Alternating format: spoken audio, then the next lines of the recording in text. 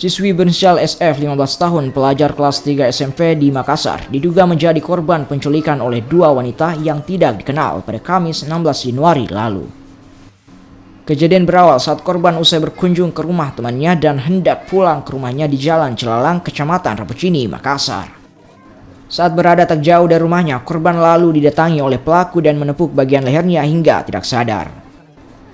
Setelah sadar, korban baru mengetahui jika dirinya berada di Kabupaten Goa usai diberitahu oleh kedua pelaku. Selama disekap, korban mengatakan kerap berpindah-pindah tempat di Makassar dan di Kabupaten Goa. Selama 12 hari disekap, korban juga sering dipaksa menenggak minuman keras dan jika menolak, korban akan dianiaya. Korban mengaku lebih banyak tidak sadarkan diri dan selama disekap hanya diberi makanan seadanya.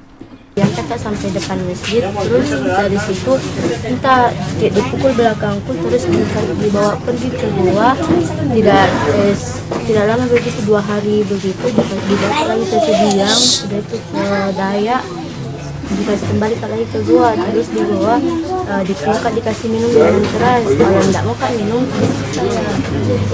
Jadi sempat ada yang bilang dicari ke sana ke sini, dikasih pindah kak lagi, dikasih pindah tempat terus kak. Terus berapa kali itu disiksa karena tidak mau kak minum itu minuman keras. Sementara itu, ayah korban mengatakan mengetahui anaknya menjadi korban dugaan penculikan setelah 2 hari tidak pulang ke rumahnya. Ia juga tidak mempunyai persoalan dengan siapapun termasuk dengan anaknya. Berapa hari dia? 2 hari sih. 2 hari baru sadar Pak. Iya. Hari apa itu Pak dia pergi Pak? Hari Kamis? Hari Kamis dia pergi. Tapi sempat kita telepon. Kita tidak telepon. Saya tidak pernah saya telepon kakak lagi itu. Katanya sempat video call ya Pak? Sempat video call. Saya kurang tahu itu ya. Karena saya pilih mencari terus salah telepon saya tidak tahu itu. Kasus dugaan penculikan ini sebelumnya telah dilaporkan ke Polrestabes Makassar dan masih dilakukan penyelidikan. Pihak Babin Kamtibmas dan Babinsa setempat juga telah mendatangi kediaman korban. Informasinya dari korban, sepertinya korban dihipnotis karena menurut informasi dari korban begitu.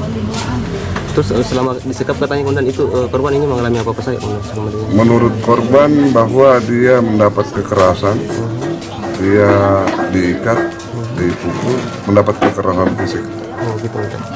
Ada penyelidikan pasca ini Pak? Jadi untuk kasusnya kami serahkan ke Polrestabes, mengingat laporannya di Polrestabes. Dan saya sudah hubungi penyidiknya yang bersangkutan supaya diproses. Korban ditemukan oleh rekan kerabatnya di Jalan Pampang dan langsung menghubungi pihak keluarganya yang juga melakukan pencarian. Arif Tirtana, Kompas TV.